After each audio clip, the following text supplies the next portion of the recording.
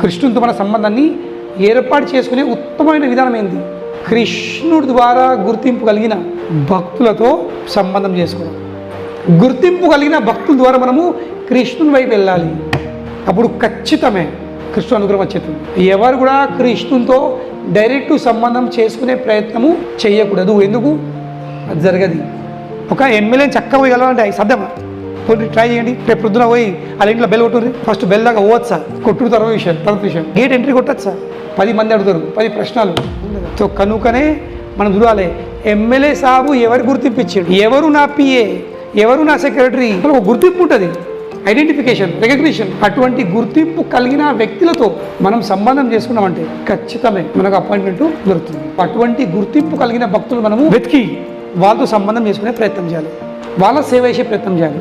మాకు లేదు, నేను డైరెక్ట్ కృష్ణుడికి సేవ అవుతా, అవుట్, నో ఎంట్రీ.